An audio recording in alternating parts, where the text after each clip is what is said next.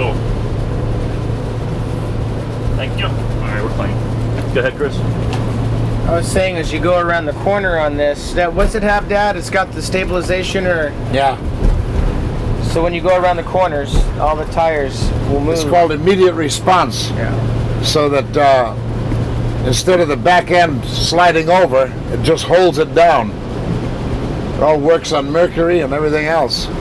It's quite a good thing too. Is this their top of the line? How does it work with the buses? I mean, this is a Prevost bus, or? This is the Prevost bus. Prevost comes out of Montreal, Canada. That is the chassis, and then the entire structure of the bus is built by different people. This one was built by Country Coach up in Junction City, Junction City, Oregon, and they're one of the better makers of the line. They're making them now 45 feet, and then with a living room that extends out, so that you can have a room that actually will grow half again its length sideways. You know, it's an amazing things what they're doing with RVs today. Wonderful. When did you first decide you wanted a bus? Well, the first time I went to Dodger Stadium, my friends like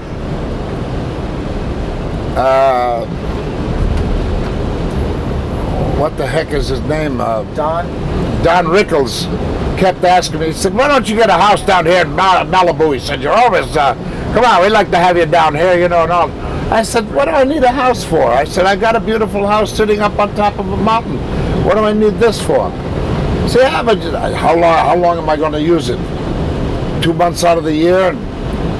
Well, one day I went to Dodger Stadium and I saw an RV and I said, "There's my thing."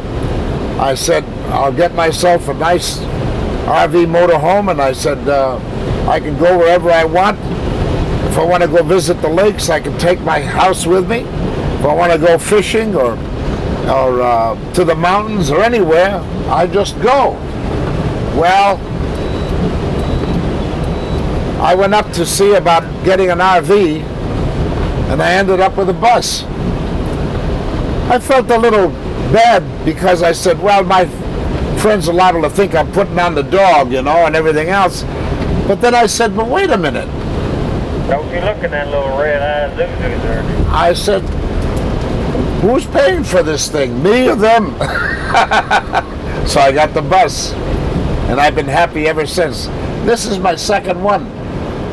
The first one I was built in by the Beaver Coach Company in Bend, Oregon, and it was a good coach. But this one has 500 horses. It's got all the known things that you'd ever want to have in a coach, and you go on about your business, and here we are. Look at us.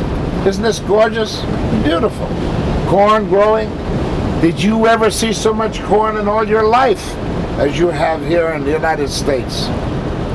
I thought Illinois was more of a, you know, big city thing.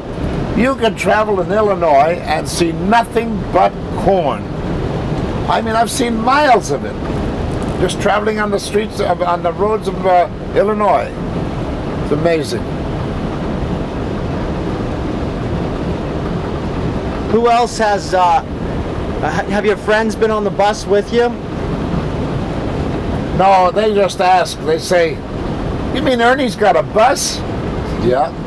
So what? Who drives it for him? He does. What? He drives a bus? He's got to be crazy. They all think he's nuts.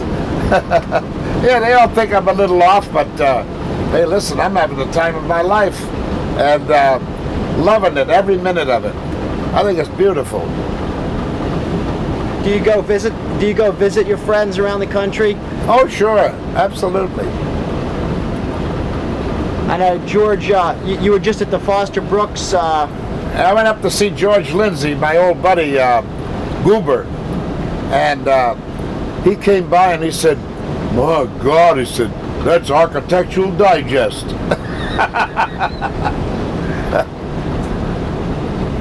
And I guess, I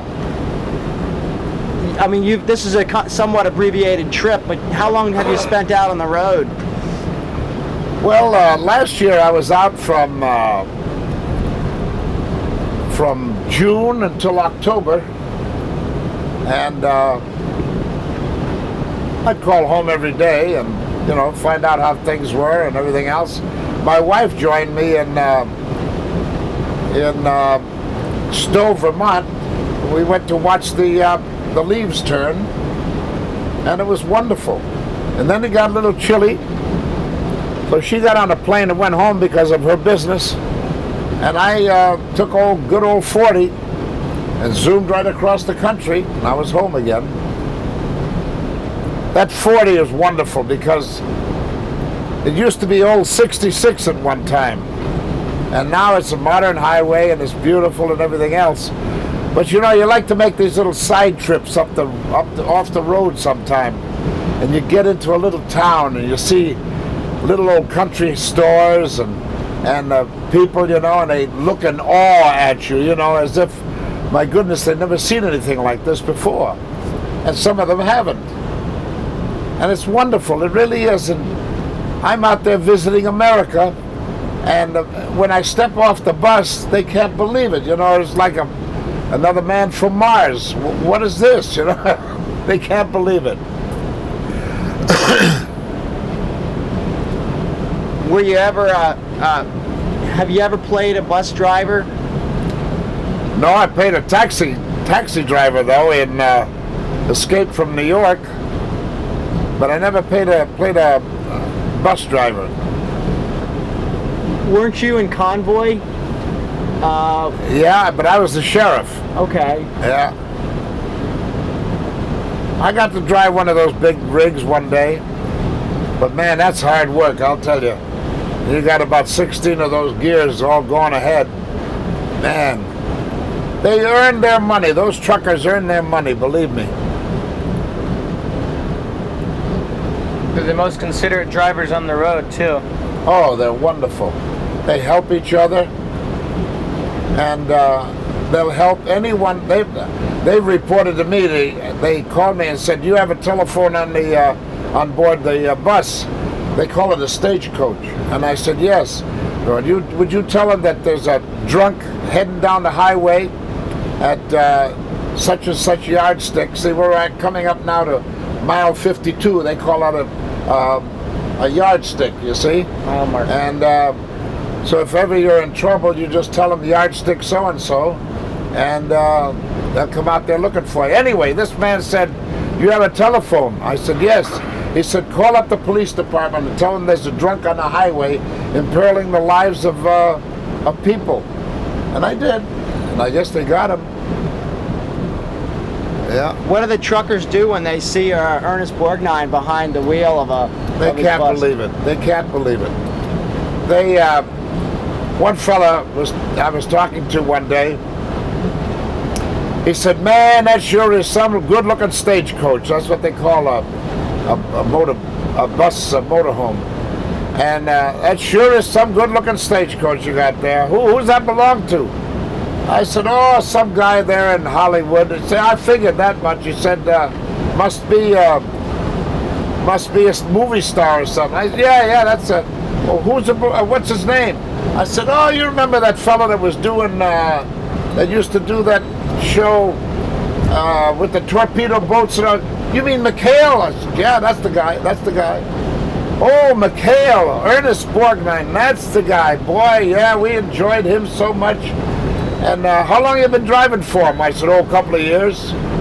"Really? Boy, what kind of a guy is he?" You know, talking back and forth. And finally they said, "And what's your name?" I said, "Ernest Borgnine." There was a long pause.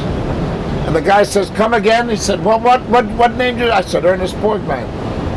At 75 miles an hour, he came up alongside of me to show me. I had to show him that I was Ernest Borgnine. He couldn't believe it. Then, of course, we all had to stop and have a cup of coffee or a Coca-Cola. Let me get by this car over here. Push him up, Tony. Okay, over coming. Thank you. And but it's wonderful. And every time that you go by, you know, a big truck, they'll give you the high sign, you know, with their lights that you're okay to come over. And I give them my little old flashing lights in the back, and it's wonderful. It really is.